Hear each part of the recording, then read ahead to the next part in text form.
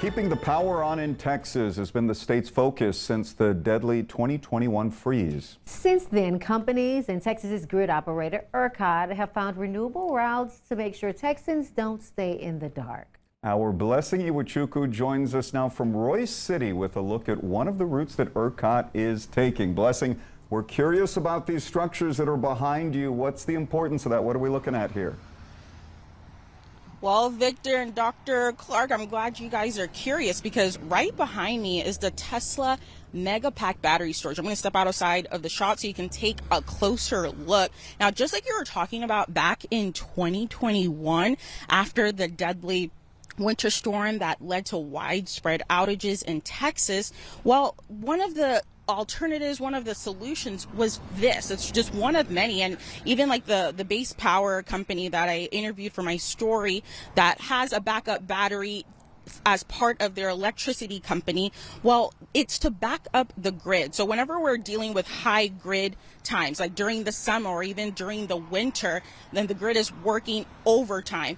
Well, the backup batteries like this Tesla one behind me and also the Base Power battery backups in people's homes, like the Plano couple that I interviewed, well, it's supporting the grid to make sure what happened in 2021 doesn't happen again. It stabilizes the grid, and it also has a big benefit for those who have the battery unit in their homes. I spoke to an energy expert, Doug Lewin, he's a podcast host for a Capital Energy podcast, and he kind of broke it down for us a little bit. Take a listen.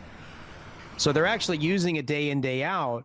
So there's a certain amount of it that's there for emergency and for backup, but there's a certain amount of it that's just making the grid more reliable and more affordable for all of us, even if we don't have batteries in our garages.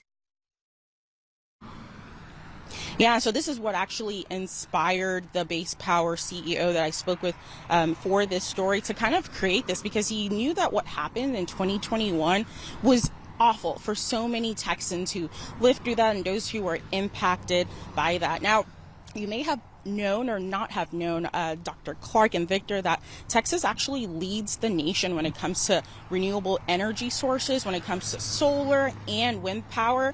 And get this, since the battery usage started after the pilot was launched back in 2023, ERCOT data actually reveals that nearly 14,000 megawatts are generated in the state comes from battery storage. How about that? Back to y'all.